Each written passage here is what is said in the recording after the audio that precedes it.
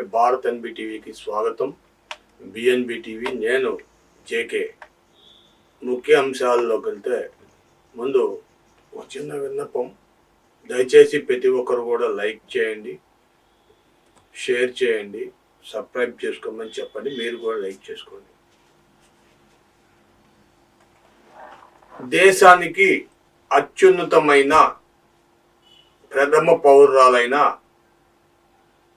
భారత రాష్ట్రపతి ఈ రోజున శీతాకాల సమావేశాల్లో బడ్జెట్ ప్రవేశపెడుతున్న సందర్భంగా ఆవిడ 2 సభలను ఉద్దేశించి మాట్లాడారు.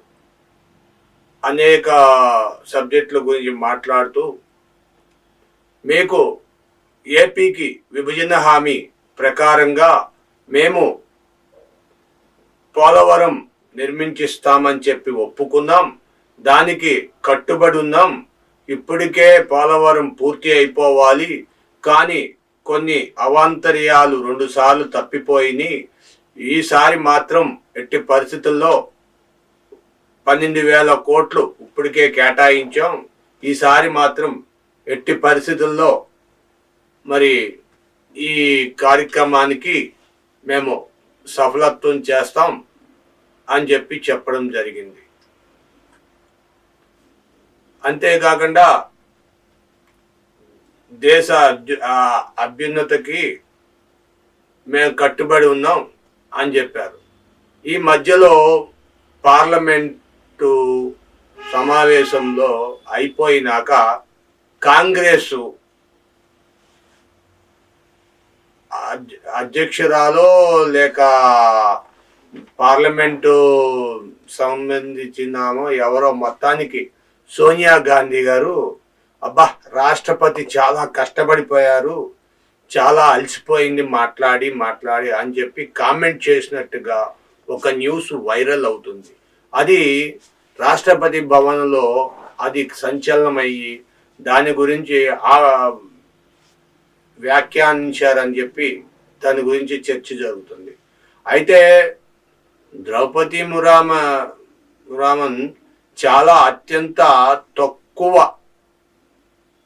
దేశంలోనే అత్యంత తక్కువ కులానికే పుట్టి ఉండొచ్చు, కానీ ఆవిడకి ప్రజలు అన్నా రైతులు అన్నా దేశ అభ్యుదయమైన ఆమెకి చాలా అంటే చాలా ప్రీతి. కాబట్టి ఆమె ఎప్పుడు కూడా ఆమెని సాధ్యమైనంత వరకు ఆమె ఎప్పుడు కూడా ఆమె చిరునవ్వుని వదులుకోరు.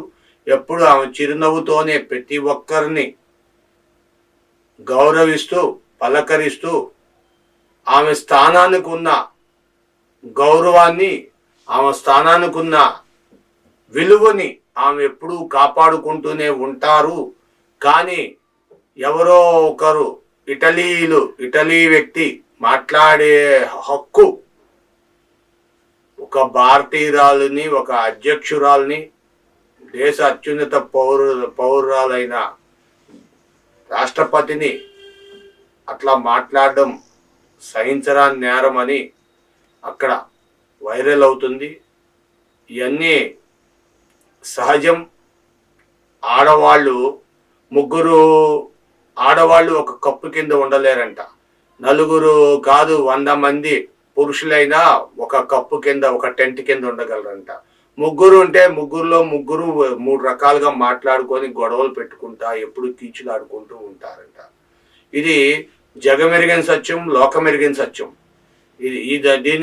దీన్ని కాదు అనే వాళ్ళు ఎవరు లేరు.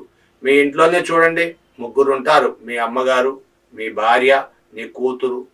ఎప్పుడు ఏదో ఒక విషయం మీద అరుపులు బయటికి వినబడుతూనే ఉంటాయి. లేదంటే పక్కింట్లో మీ ఇంటి పక్కన ఉన్నారు, వాళ్ళు ఇలాగన్నారు అలాగన్నారు అని చెప్పి ఇలాగా జగమెరిగిన సత్యం ఇది. ఏంటంటే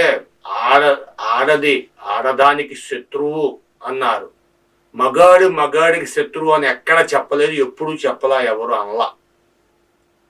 కానీ ఆడవాళ్ళకి సహజంగానే ఒక మనిషిని ఇంకో మనిషిని కించపరచడం అదొక కించభావం. దాని గురించి మనం రాష్ట్రపతిని ఏదో మనసు బాధ పెట్టుకున్నారని మనం బాధపడాల్సిన అవసరం లేదు. అదంతా మామూలే. అత్యున్నత పురస్కారం అందుకునే ఆ వ్యక్తికి ఇలాంటి వ్యక్తులు లెక్క చేయరు, ఇలాంటి మాటలు కూడా లెక్క చేయరు. దయించి మీరెవరు కూడా మీ మనసుల్ని కష్టపెట్టుకోకుండా ఒక లైక్ ఇవ్వండి.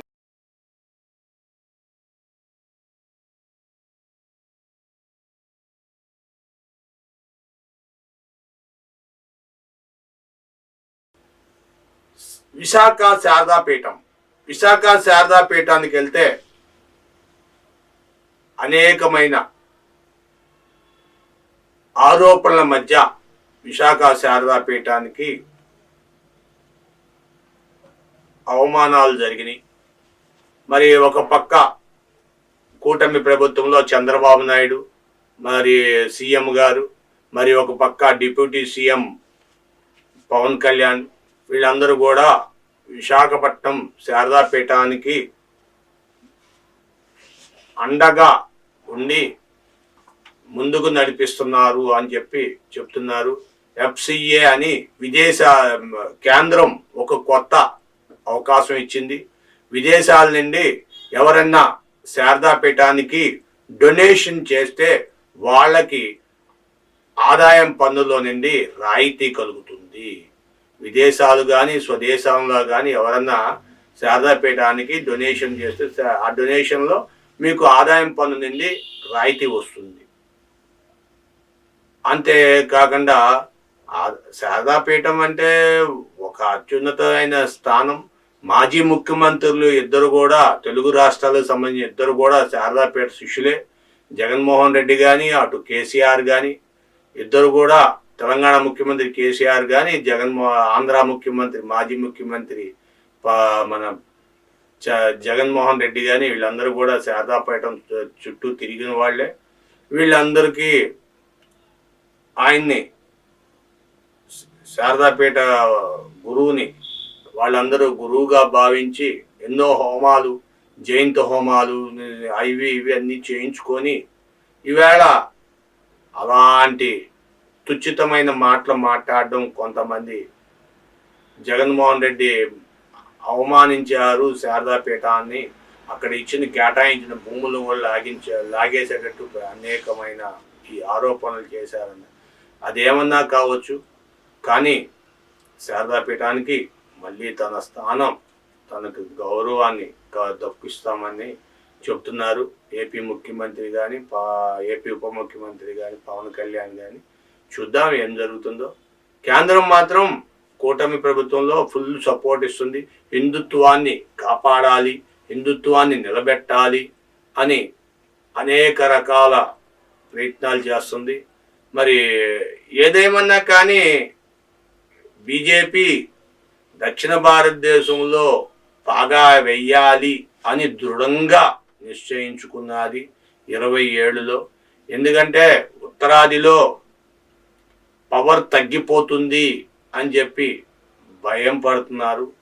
రేపు జరగబోయే 5వ తారీఖు, ఫిబ్రవరి 5వ తారీఖు జరగబోయే అసెంబ్లీ ఎలక్షన్లో మరి ఎవరు గెలుస్తారనేది చూడాలి.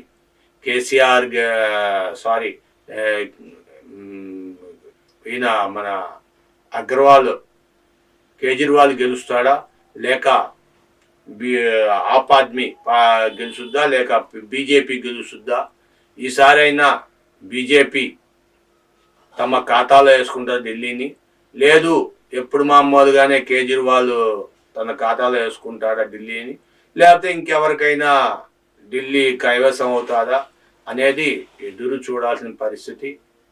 కాబట్టి మీ విలువైన అభిప్రాయాలు కామెంట్ రూపంలో తెలియజేయండి. 10 మందికి షేర్ చేయండి, సబ్స్క్రైబ్ చేసుకోండి. Thank you for watching. ఒక లైక్ ఇవ్వండి. Thank you for watching our channel. Thank you.